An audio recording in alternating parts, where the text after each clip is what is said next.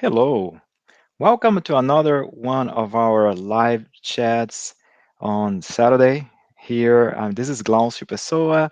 I'm here in Atlanta, Georgia, USA. Depending on where you are, good morning, good afternoon, good evening. You're all welcome. Today, we're going to have a very interesting talk with David Cohen. He is going to tell us about learning to apply the golden rule. David, he is the co-director of the Spiritist group of Montana. David and his wife enjoy traveling and connecting with other groups to share knowledge and experience as they continue to learn, study, and practice. Hello, David. Thank you so Hello. very much.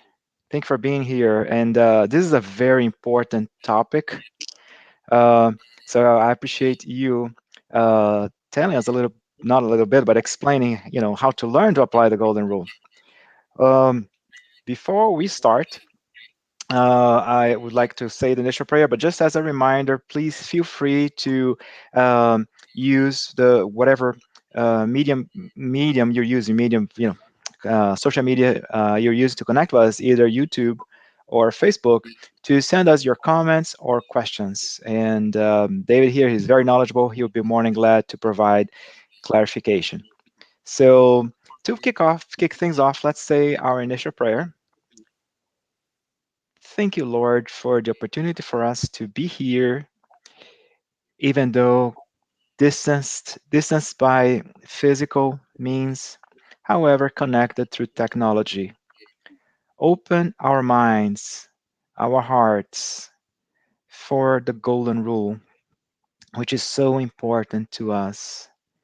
Help us love God above all, everything, and also love others as we love ourselves. Help us in our struggles. Help us use all the enlightenment that the Spiritist doctrine offers us to become better spirits, to live better, and to become more positive contributors to the progress of Earth. May your peace be with us during our lecture. So be it. So be it. David, sir, the floor is yours. Thank you, Glaucia. And thank you, everyone, all my brothers and sisters here with me as we study together, as we teach and learn together, as we experience one of the truly great luminous blessings of Spiritism, in that it gives us this pathway that enables us to collaborate, to cooperate, to learn the golden rule, essentially. And I'll share with you that it was humbling to be invited to give a talk like this, and it was given to me to choose the task. I meditated on this for some time. I thought about what could I really offer in this field of study? What could I really offer from my experience? What do I know about? And I'm not coming to you as a doctor of the law or a scholar. I'm coming to you as a fellow student of Spiritism and one who has way more to learn than I have to teach. But still, I found a place in me where I can relate some material that's very close to my heart, and that's really helped me so much in finding my way in this pathway and in this world, and especially at this time we live in. So the golden rule came up as a topic that I thought I could somewhat easily expound upon my relationship to it and the relationship of my group studies with it for 40 to 60 minutes. And the more I studied and the more I prepared, it changed and it changed. And I became, I'm not sure what the right word is, but almost overcome by the depth of teachings that exist around this rule, around this concept. And as it changed, my thought changed to how could I possibly fit all this within 40 to 60 minutes? But I know that I will do my best, and my hope is that I will at least provide something useful for each person in attendance and for all those in attendance with us that we cannot quite see at the time, although, of course, some of us can. Without further ado, what is the golden rule? Do unto others as you would have others do unto you. It's said in different ways in different times. Treat other people the way you want other people to treat you. Sometimes it's put in with a negation. Don't do to others what you would not want them to do to you. But it's all the same. It's all the same function of reciprocity. What goes out from us comes back to us. This is cause and effect. This is physics. This is clear in so many explanations in the Spirit's book. We can study this with the universal fluid, with the intelligent principle, with our relationship literally with all things. And so, with just a cursory study of this rule with this concept, one of the most interesting things that I found is, where is the golden rule? I think it's easier to find a place. It's harder to find a place where there's not the golden rule explained or presented to us in some way. All the major religions on earth feature, discuss, give us the golden rule. All the philosophies that deal with human behavior, with human conduct, with human morality, discuss and feature the golden rule. Ecology. You can study the golden rule in ecology and nature. You can study ecosystems where creatures learn to treat each other better, where aside from the distortions and the interferences of man, who is not yet understanding his role as a cooperative and collaborative creature, we can see whole systems get restored to harmony, to abundance. This is the nature of our reality here. And just for some time, we've interfered in it to where we can't quite see things as they are. A place that I found it beautiful to observe the golden rule being learned, being practiced, being studied, is on the playground. We can watch children. I don't have children of my own biological descent, but that doesn't matter. If we have the opportunity to observe them, in fact, where I'm sitting right now, I can see a playground, which is very interesting to me. I hadn't planned it that way. But kids on the playground learn harmonious relationship with each other through experience and through experiencing what they do and they don't want to feel.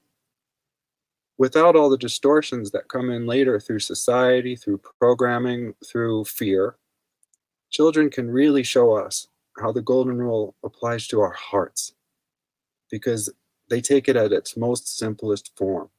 To hear them talk about perhaps bullies or adults that they find, I'll use the word disharmonious again, is peaceful. They're not looking to go and mete out justice. They avoid what doesn't work for them. They learn to cleave with the groups that they vibrate with. They embody, in many ways, the golden rule. And they're so forgiving. They're so much more apt to take a behavior and say, well, they didn't feel good that day, or something happened, but they're okay. They've taught me so much about forgiveness. I owe so much to them. So we're going to take a quick look at some very impactful historical places where I came across the golden rule. And perhaps if I can weave this all together like Paul would, this will come out as a beautiful tapestry showing us this continuous thread of teaching, of love that's been given to us since the earliest times. So this teaching, this example of the golden rule, is from the Jewish history, which I'll just offer a little personal note. This is the tradition, the lineage that I come from, and I struggled for quite some time in making peace with this simple fact, and was deeply aware that I had some, I use that word lightly, forgiveness to do with myself, with my lineage, with my ancestry, and I'm just now being able to embrace that which I vibrate with, rather than throw the whole thing out and say this is all distortion. That's not true. How could it be so black and white? This incredible tradition, spanning longer than I could even understand right now, studied God, studied morality in many ways. But of course, there are many individuals who didn't quite know how to apply the golden rule, but they knew how to study. They knew how to pray. They knew in some ways how to worship, how to cultivate higher vibration. And so I'm saying that just in the spirit that Spiritism has provided me with of understanding, that there's validity, there's holiness, there's divinity in all the religions. which to me, and I'm sure for many of you listening, was one of the aspects of Spiritism that spoke to your heart, that let you know that this was not a bully on the playground trying to seek dominance, but rather the least of all, rather a system that could incorporate all other systems, that could accept and forgive anything that does not come from God and let us use it as a tool to teach us, to help us steady ourselves, our conduct, our behavior, and lead us back to the pathway that we're on. So, from deep in the Jewish tradition, there's a story of Rabbi Hillel, who's also discussed briefly in the introduction to the Gospel according to Spiritism. And in this instance, Rabbi Hillel was approached. This was part of a slightly more involved instance, but there was a Gentile who was a person who was not of the Jewish faith. And the Gentile approached the rabbi and another person and said to them, "You will win me as a convert to your religion if you can recite the Torah while dancing up and down on one leg, jumping up and down." And the first person, whose name was Shammai, pushed this person aside with a stick that he was using for some important task. The person, I believe, turned and looked to Hillel like, "What do you say about this? Is that how you're going to treat me too?" But Rabbi Hillel did this. I want to back up one sentence.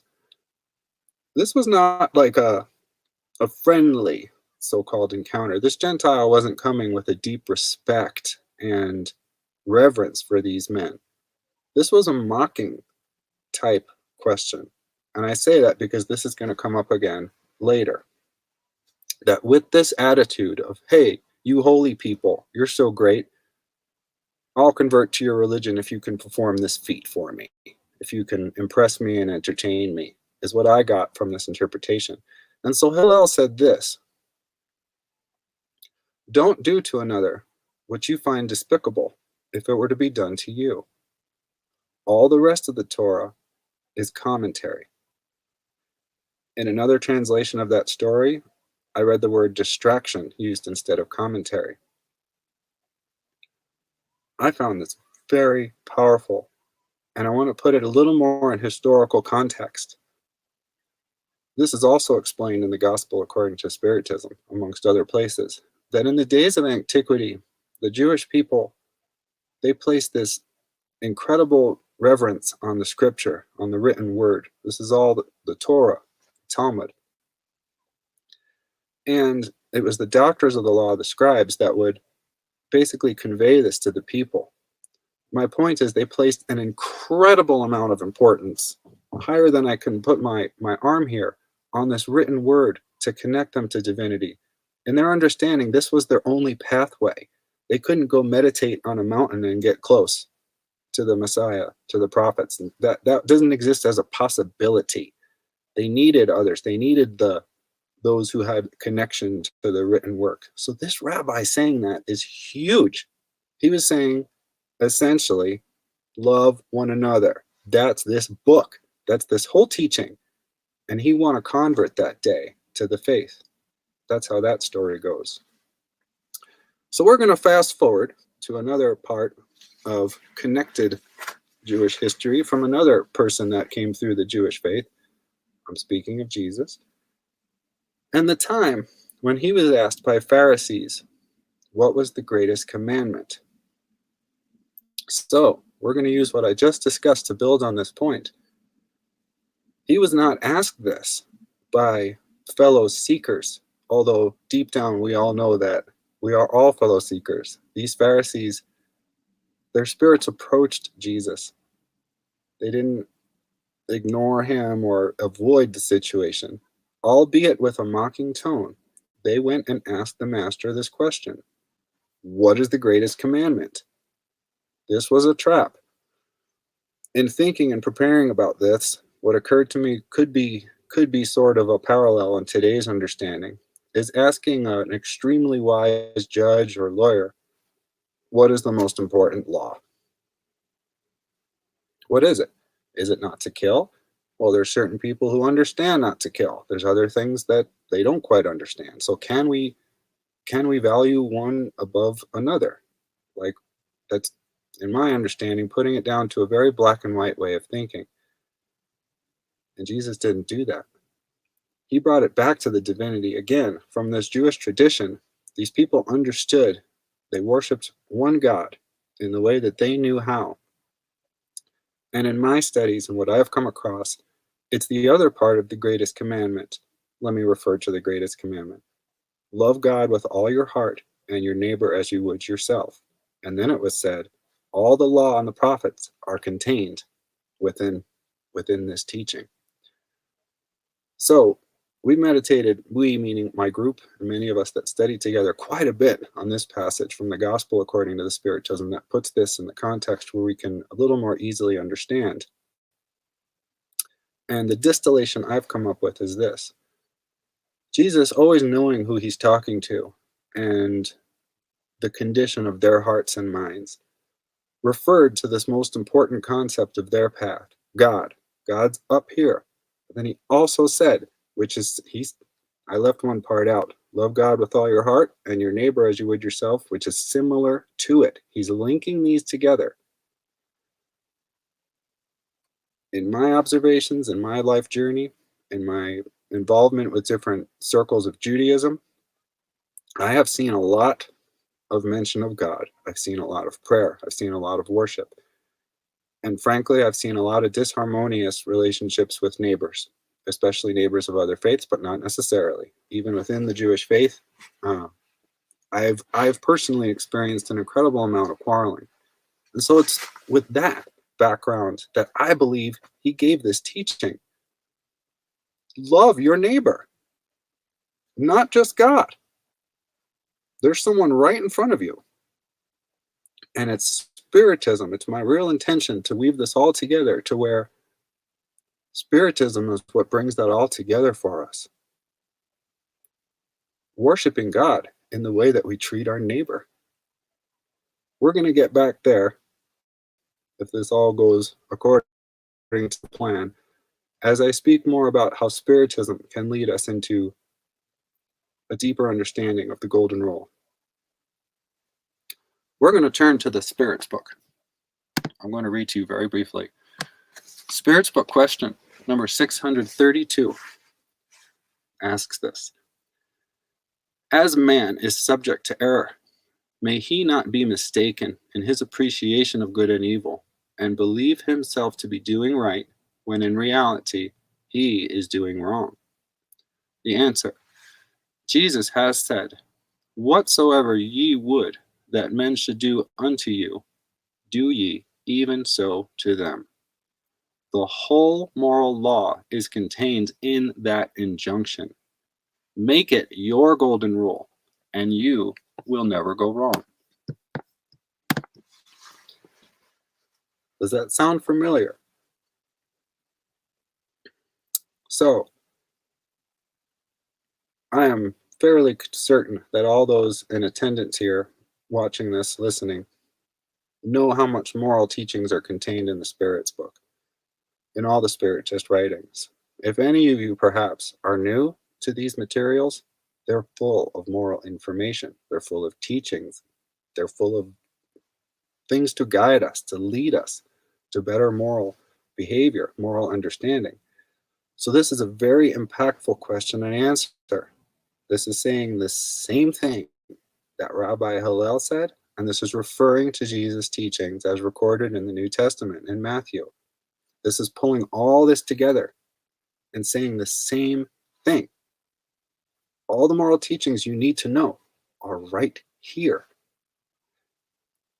There's something else from the Gospel according to Spiritism, from the introduction that my group was just studying that really jumped out for me. It speaks of the concordance, of the fact that the information received virtually at the same time in almost 1,000 groups was of the same type of teaching. It was the same information. And the fact that this teaching exists in some form in all these religions, all of them, all these philosophies, again, it's a concordance. Now, we're not going to go deep into the rabbit hole of where did all the religions come from. This is a much different conversation. But just the simple observation that here's this concept: love each other, treat each other the way you'd want to be treated, appears over and over and over and over all around us. Again, just encouraging us. And I want to bring it a little deeper here, because it's not just a rule. The golden rule is not advice. The golden rule is not something just to remember or to write down or to put on a poster and hang it somewhere that you want to edify. The golden rule is who we are. It's a description. We do unto others as we want them to do to us. And I can already hear the echoes of confusion in myself and perhaps in some listening, because you might ask this. Sometimes I find I don't cultivate a good energy with myself. Sometimes I find that there's times when I even accept what I would call poor treatment from others. Does this mean the rule is flawed? Is this a loophole? If we've come to the place in our life where we seek pain, where we're aware that we're in a pattern of suffering and seek more of it, does this nullify the rule? If we would have others treat us poorly based on that condition in our heart and ourself. And so now I'm going to share something kind of personal, which was such a blessing for me. And the thing is this: I believe all listening again have some relationship with receiving mediumistic information. If not firsthand, read any of the Spirit's book, The Gospel According to Spiritism, any of these books in the Andre Luis series.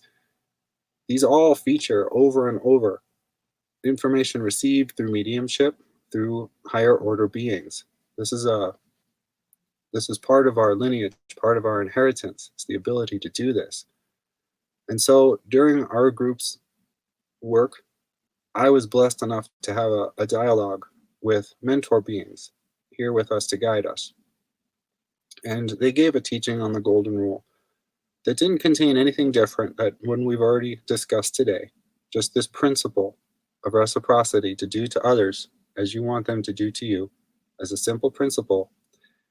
And it stuck out in me as a question. This was, I think, about 4 to 5 years ago. And at the time, I was really still experiencing a lot of what I'll call distortion. I hadn't fully made up my mind to accept the love in myself and that I've been. And I was already actively, of course, engaged in the Spiritist studies. And so during this dialogue, we discussed the Golden Rule, and then I asked this question, as I've been describing. I said, what about if we're aware that we're seeking more difficulty, more pain? What if we become aware that we have a tendency to bring that into our life, sometimes in other relationships? Does this mean that if we would have ourselves be treated roughly, then it's okay for us to treat others roughly, because that's who we are? And my friends, I'm speaking to all of you now. The response I got was breathtaking in a way. These mentor beings could barely understand what I was saying. They could barely understand, why would you do that? Why would you seek more? Haven't you realized you've been freed? Haven't you realized your pathway to harmony and love is right in front of you? If you choose it, if you choose love and harmony, why would you possibly seek more of what you've experienced for so long now that you've been freed? And I think I stammered and yammered a little bit. But then they were able to give me this, which really helped unlock this key in myself. They described the situation to me that I'll refer to in the Spirit's book as well. They described 2 states, that of being in a thwarted, thwart meaning stop, halt, our thwarted state, or our healed state. They said in your thwarted state, you'll do anything. to maintain that. You'll do anything to stay in control, even if it's staying in pain, even if it's hurting each other, because you've chosen that state. You've chosen to delay progress. Or the healed state, what we're all being prepared for, and many of us have accepted already, the healed state.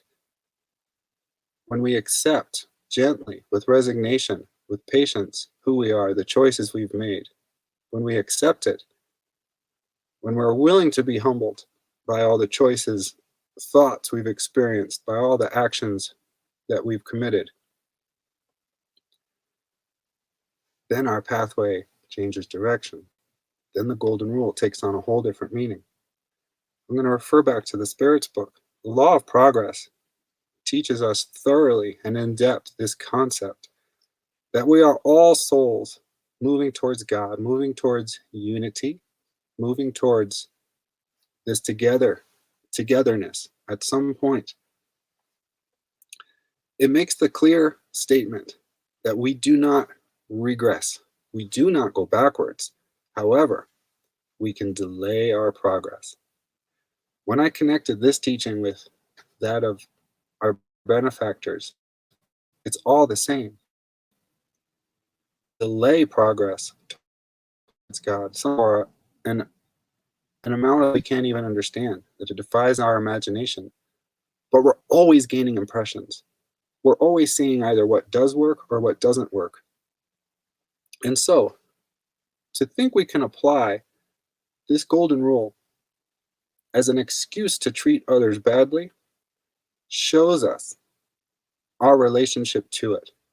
Because being a description of who we are, we can see that any choice in that realm of where is it okay to experience more pain and distortion comes from that wish only to stay in pain and distortion. It's a proof of our free will and our ability to choose, as given to us by God and described over and over and over through the Spiritist teachings. I want to refer again to the Spiritist teachings as one of the more powerful ways we can actually get closer to the Golden Rule, which has helped me so much. The Spiritist writings I'm talking about are definitely the codification, the Spirit's book, the Medium's book, the Gospel According to Spiritism, but all the works that are, and there's 2 more books in the codification, don't think you're getting away with just 3. There's all these other works that contain more narratives. And early on in my studies, the first book myself and my wife read, which led us directly into Spiritism, was No Solar. And No Solar and all the subsequent books that came after, and all, there's more than I'm not going to list them. You all know what I'm referring to. If you don't, you need to learn this. The books written by Givaldo, the books with Emmanuel as the author, there's so much narrative here. These are not stories just written, they're not written to entertain us. They're not written to distract us. They're written to us to bring us closer to who we are. These all have real life examples of people working with their morality, of people either following the Golden Rule and really living it out, or falling on their face as they learn about it, as they learn to apply it. We make so many mistakes. And all these books contain vital living examples that when we study, when we see how others did it before us, perhaps they did it so much better that we look up to them. We look up to their example, not as someone removed or greater than us, but as a brother or sister who has done the work we're here to do. That happens sometimes. Other times we see clearly where they fell on their face hard. And perhaps we know we're past doing that in certain instances, but not so far past that it's outside of the realm of possibility for us to, as I said, fall on our face, because that's part of our human condition. We're here to make mistakes, learn from them, and assist each other up, out of the dirt and into the field. So the Spiritist studies have been brought to me over and over as a means. They're one of the sacred gifts given to us to improve ourselves. This is not just for our intellectuality. And I wish to talk about another gift that Spiritism's given to me and to all of us, and that as we study together, as we really work on these materials, again, designed for our moral improvement together, it's even more powerful. And not because we always agree, because we frequently disagree. If not through our lips, energetically many times, we experience frictions and difficulties with each other. I'm going to refer to that again here. But it's in the study together. What is our intention? Again, our intention is to come together, look at this incredible body of written materials given to us to uplift us, apply ourselves to learn it with each other, ask questions of each other, comment on our experience, take risks. Say, this one really confused me. I really didn't get this at all. Or this one really convicted me. I feel like I'm doing a terrible job. And perhaps if there's someone more experienced, they would tell us, you're not doing a terrible job. You're learning to apply the golden rule. We're all learning together. And sometimes it doesn't look pretty. Frequently, it doesn't look pretty for some of us. I remember week after week, I was falling in my face on some way. And I'm so grateful I had the courage to keep going. Because sometimes it can be really hard, seeing where we don't apply this rule, seeing where we clearly treat others in a way that we would not want to be treated. And that's what it's for. That's what this study is for. That's what our brothers and sisters are for, who have the patience to stay with us and to say, we love you despite all your errors and despite your shortcomings. We know we still love you. We were there too.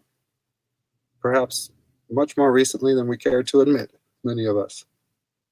So this is one brilliant aspect that Spiritism gives to us to lead us, to guide us, to direct us closer to moral understanding. So I'd like to weave in this other concept of group work and also just our daily work, what we find around us in any given day. And I wish to weave in a teaching given to us. And when I say us, I do mean all of us. I can't find in my initial studies a place where this is clearly put and concisely written where I can quote it to you. But I can do something perhaps a little better than that and offer all of your own experiences and perhaps a test, a litmus test, where you yourself can determine whether or not something fits the golden rule in the way that you vibrate with it. And this concept is that of being a mirror for each other. This concept goes back to when I was speaking of loving God with all your heart and your neighbor as you would yourself, being so similar, because as we've been taught and led, that is how we love God. Reading about Jesus, reading about how he would go away and connect with, be in nature and solitude and connect back with the Father. I don't really know of other examples where it's so clearly written or described to us that humans do that, go and connect directly with Source. I've heard of different examples here and there, but speaking of my circles, of the people I know, there's times when we go connect with some higher energy. If we're meditating and praying, we feel some different things. But these are the few, in my experience. There perhaps are some listening that all they do is connect with God. We love you, bless you, and thank you for being here with us. Seriously. But for the rest of us, we see a whole lot more of each other than God. And that's where we see God. More accurately, for many of us, for myself, that's where we see who we are being. Are the people around me that come into my field of experience all harmonious? Are they patient? Are they loving and kind with me? Do they really want to listen to what I have to say? Or are there other energies? Are there people that come into my sphere of influence that I find caustic, that I find ignorant, that I find anything that I don't appreciate having it around me? All of those are aspects we have in ourselves. We've been taught this multiple times, in multiple ways. And truth be told, I did not really fully believe this when I was first told about this years ago. Years ago, I was taught anything that you see in someone else exists in you. Anything and everything. And especially those that you find challenging, those are directly for you, David, to find in yourself, heal it, find the behavior, find the attitude, I'm going to offer a funny aside because it feels very appropriate right now. Early on, almost 10 years ago, in my Spiritist investigation, exploration, I read the Gospel according to Spiritism. And over, it mentions pride. It even mentions it as one of the main things Jesus worked to help us heal, to help us see. You guys think you're up here, man. You're not. You're not way up here. We're all on some kind of level together. There's none of you that are higher. The ones who are willing to actually be the least. Now I'm weaving in another teaching again. Apologies. Back to pride. I was kind of amazed reading how many examples of it were in this teaching, because I was like, I don't have that. I feel for all these people that really struggle with the pride. My friends, brothers and sisters, it took me years to be willing. At first, there was one attitude of something that I was prideful about. And then as the months went on into years, I was able to identify some big concepts about life and spirituality that I had a lot of pride and arrogance about. I was pretty sure I knew better. Pretty certain. How did I learn that, you might ask? Well, I was around what I would call some prideful individuals. And as I was willing to take the advice of the spirituality and bring into my own responsibility that which was in my experience, oh boy, was that a voyage of discovery. It continues to this day. These things that I'm surprised by. And this is kind of to conclude this humorous journey back through the gospel and what we don't think applies to us. Anything and everything that I've read in all these teachings, now I'm much more careful when I read something and say, nah, that's not for me. There's another part that says, do you want to bet? Do you want to tack that on the wall somewhere and see how long that one comes to come home to roost? Any and all of it is in us. And here's this kind of litmus test I was referring to. If you don't believe me, study it. Verify it. Find the next thing that irritates you from someone and give yourself a bit of a timeout, because if we're in reaction to each other, it's been my experience that there's too much other energies going on, and there's a lot more possibility for more harm to go on. We need to get to a therapeutic environment. We need to get to a safe place. Sometimes that's just me, myself, and I, right?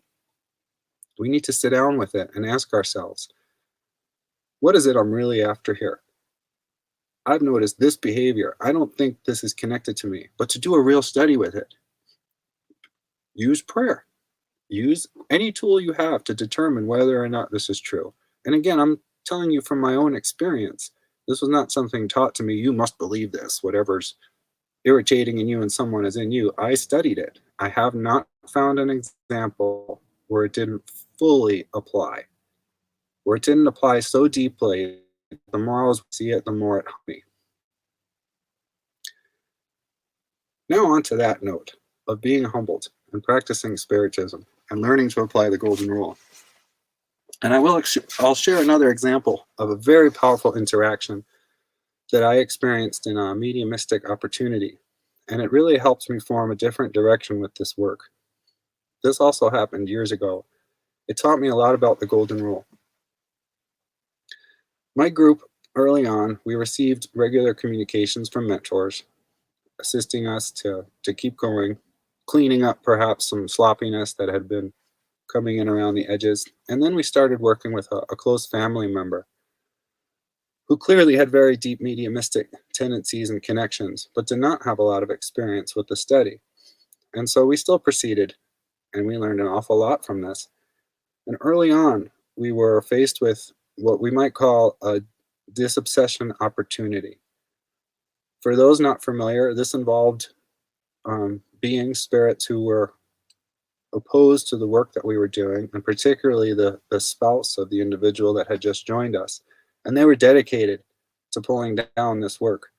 Specifically with this person, they actually were somewhat neutral in terms of our group, provided that we stop being involved in this person's life.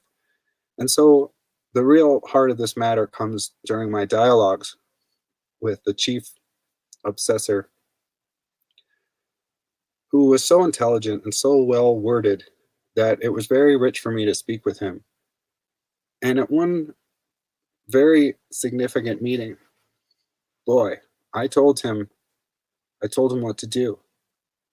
I told him without forgiveness, without opening his heart to reality and to the healing available to him, he was going to continue to suffer for an indeterminate amount of time. And immediately, there was no pause. He kind of scoffed at me and he said, "You see, but your words have no value because you yourself have not fully forgiven." He said this, and this is a huge take home for everyone. He said, "We listen to your bigger mouth, David, your behavior. We know you are not a fully forgiving person. At times, you're not very forgiving at all." And that shut me up because he was 100% correct. 100. And beyond that, how did I violate the golden rule right there? I was lying to him. I was preaching to this man. I was telling him to do what I had not done. And this is an insult to our lineage. This is an insult to this work of representing the truth, the way, and the life in our own hearts, in our own work. What would have been more honest? Telling him that I have not yet forgiven. Telling him anything that fully aligned with my experience. Telling him that if I found myself in his position, maybe I wish this, that, or the other thing. But none of those things are what happened. The most important part here is that, in a way, I bore false witness. In a way, I violated another commandment and attempted to do my job a different way and failed. It was one of the best failures I've ever experienced because it fully illustrated to me that these teachings aren't to be taught. They're not to be preached. Paul taught us, preach the gospel at all times, and when necessary, use words. And so when I use words that aren't attached to what I've actually experienced, I'm losing a crowd. I'm losing one crowd and gaining another. Because as we're taught, we are never alone. We're never alone. We're never alone. And we're always in this rule. We're always in some relationship to it. See, it's my deeper understanding that it's not just doing to others that we see, doing to others that we know. We are always, as humans, transmitting, giving out the vibration that we've cultivated in us. And we're always, as humans, receiving the vibrations that we're attuned to. How does this relate to the golden rule? We're always doing unto others. Always. It doesn't matter if they're with us or not. How do we spend our time when no one's there? How do we spend our time when no one's looking? Perhaps if any of you are listening, I'm doing those little air quotes because it's never true that we're alone, and it's never true that no one's looking. We're always with others, always. We've been taught recently about vast communities of microorganisms in every part of our body. On every hair follicle, there's communities. Is our pride so great that we think just because we're somewhere between, well, there's children among us too, a few feet and, 6 feet and change, that's the range of possibility of beings who need to be treated well by us? No! There's beings that barely even have matter. There's beings that I don't think have matter at all. We're treating them too. We're doing unto them. And so this is how we cultivate the energy within us, by constantly running this through. It's not something to be memorized, this golden rule. It's something that we're in all the time. So really, what we're called to is awareness, is being willing to ask ourselves, what am I choosing right now? What energy am I tuned into? Am I interested in prayer right now? Am I interested in seeking something higher? Do I need one of my devices? Do I need a distraction? Do I need beverages? I'm not saying either of these things are bad or good. I'm saying, what are we doing? Because in all of it, we are the golden rule. We do to others what we would have them do unto you. And something perhaps I might begin to conclude on, considering those around us. If we've ever met someone who keeps coming to mind for me is Givaldo Franco. I don't know if I've ever really met anyone like that in this incarnation. You can feel him. You can feel him. He's cultivated to such a high degree within himself. There's a vibration around this man. And we've all experienced this, where there's a room that we're in, there's some place where we are, and someone comes in, and they don't necessarily utter a word through their lips. Perhaps they make some noises or whatever, just body motions. But we know how they feel. If they're of a low vibration, if they're having a really hard time, we're feeling that. That's that golden rule in process. Perhaps someone comes into the room, like I described before, of a high vibration. We feel that too. And so here's the thing. We've all been both of those people. We've been the one coming into the room fully thinking, considering, cultivating the energy of all of our problems, all of what's not going well, all of what's low. We're attracting more of it. We're sending out a wave of influence in front of us as we enter. And we've also been the other person. We've also been that person who brings love into the room, who is doing to the others as we really want them to do to us. We're giving the love that we want to receive back. And each and every day, each and every hour, each and every moment, we're one of those people. And so it's been perhaps the aspect of studying and practicing Spiritism I'm most grateful for is it's helped me to be more aware of which one I'm being. It's helped me perhaps the most when I've been humiliated and I needed to look that word up because it didn't mean anything bad. It means I was made humble. It means I didn't have the awareness of the pride that I was occupying up here. And I needed the experience of practice with my brothers and sisters to be brought down to a humble place, to a place where now I can now reconnect with a reality, with the vibrations that we're here to cultivate.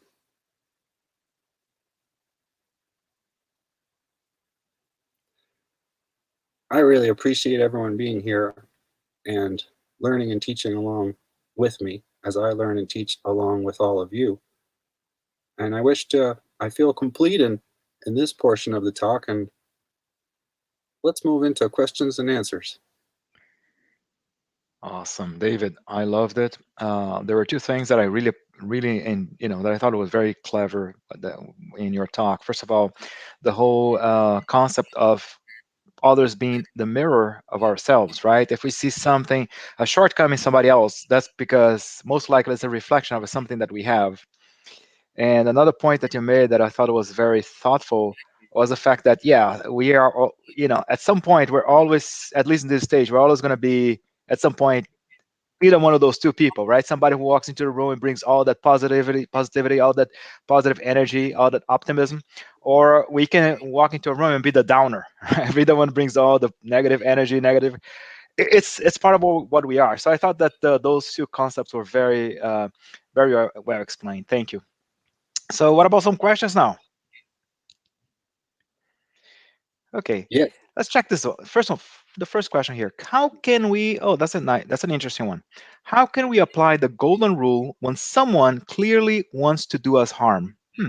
What do you think about this? that's a really good one. And my mind immediately goes to our teacher Jesus about turning the other cheek, that there's going to be times when this happens in our life. And I'm also remembering a very strong teaching that we're not given more than we can handle. We're not given that.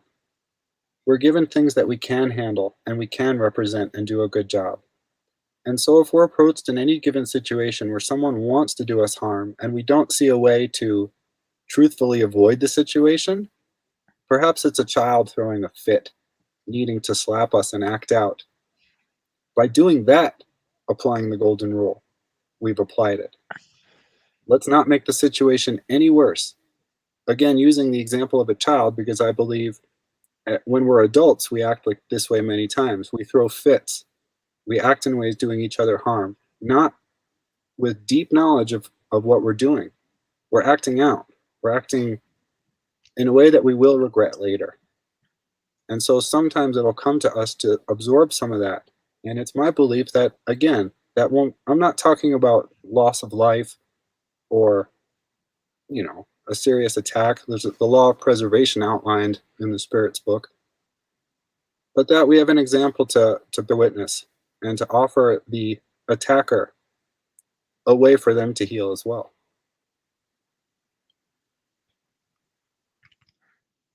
That is very, very interesting. Very well put in. When we think of others actually having a fit, I mean, we gotta be at least try to be the adult in the situation, not make the situation worse. Here's a question from Yasko. In some instances, when fall in mental emotional imbalance and it is difficult to apply the golden rule, is silence or temporary retrieval to our inner being a platinum or silver rule? How to practice it? So when we Yeah, fall, when we have this emotional imbalance, so how can we practice? Should we make the platinum rule or the silver rule? Which way is it? I love this question. And in my studies, I came across writings about the platinum and silver rule. And to combine with something that when we fall into those states, like that I'll refer to as the thwarted state, we're not in our healed state. Another way to look at that, we're not in our right mind. When we're not in our right mind, discernment becomes so much more difficult.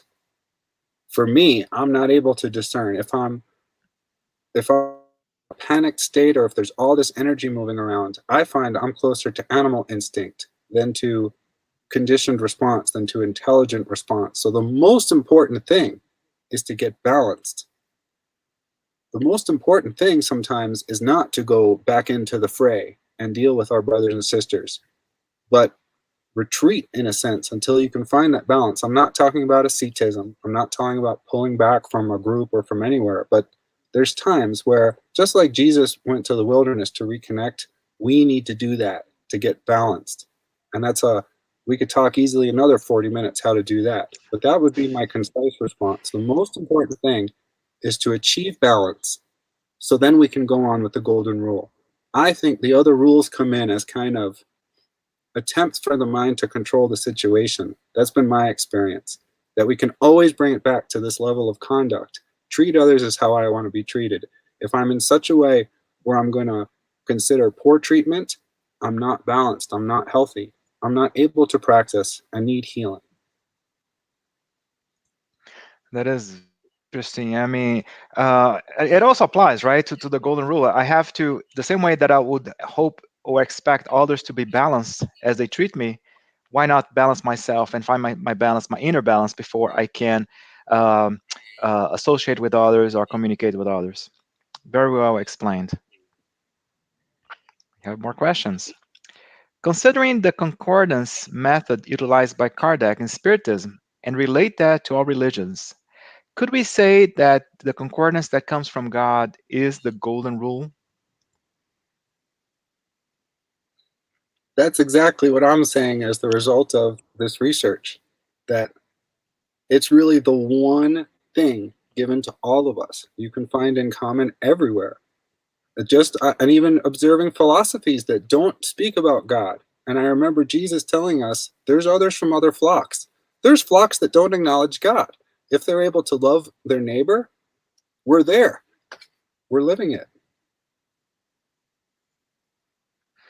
Very interesting. So pretty much we see this concordance, it's important for us to see that this message from Jesus coming from different ways, right? Not Yes. just from our Christian Judeo tradition, but from other lines as well. Because Jesus being the governor of earth, he sends messengers from different from different angles to us. Yes. And there's disciples of Jesus that don't know the name, that have never heard Yeah. of Jesus, but that cultivate the same exact energy. and we're all together with them as well. That's true. Awesome. So a question from Kirsten. Hi, Kirsten. Living the golden rule is the ideal, but how can we stay authentic and true to ourselves? That means living the golden rule when it's so easy to fall back into old patterns. That's a very important question.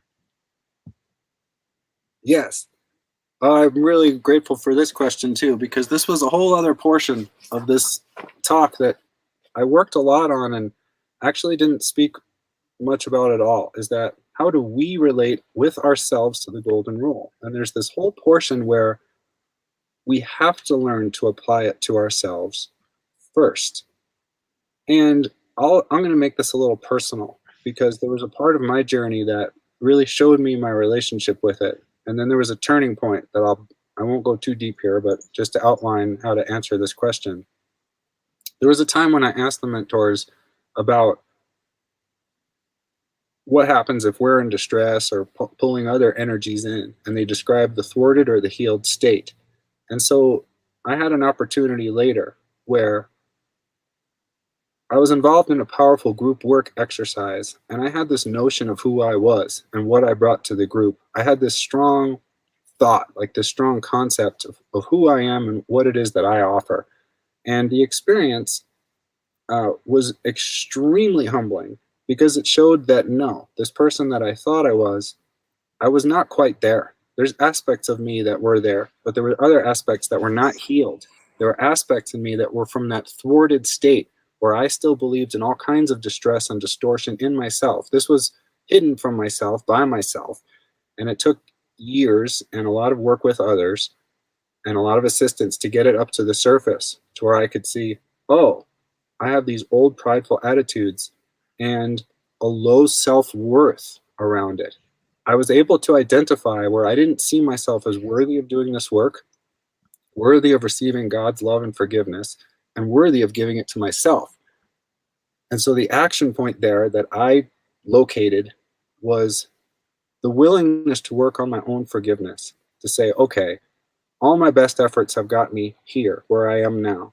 And I'm still finding these energies that, as authentic as I can be, I don't want in me. I don't feel good about being this person.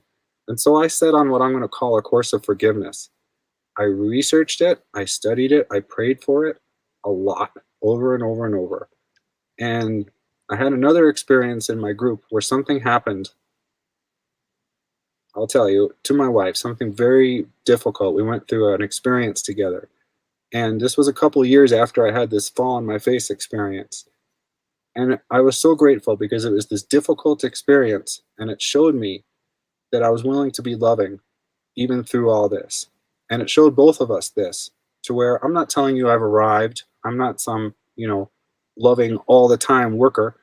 That's not true. But it showed me that my self-worth had gotten above the rank of I don't think I'm okay, to where like that's here. And then I was here, like I think I'm okay and I'm going to love my wife if she's going through a terrible time. That was a pivotal moment in my journey. And I believe for many of us, we have to come to that point where we've forgiven ourselves for all the mistakes we've made in this life and all the other lives, for all of them, to the degree that which we can go forward into the healed state. Because if we're still wallowing in that vibrational low self-worth of not willing to forgive ourselves, we're not applying the golden rule to ourselves. We're not there yet. We have to cultivate this tenderness towards ourselves, the way that Jesus would love us. Like it's the same energy. Because if we're not willing to receive it from ourselves, we can't receive it from someone else. I hope that makes sense. It made a lot of sense. And I think you actually explained it quite well. The golden rule starts with us, right? And when you say love yourself, meaning truly love yourself, not try to impose to others, not try to be someone else, but understand our shortcomings and see, and see how much we have to grow. Very, very well explained. Thank you. Thanks, David. In our opinion, do you think the golden rule is a value or belief? That's a very interesting one. I think it's closer to value because I think it's on a vibrational level. I think that it's our relationship with the fluid.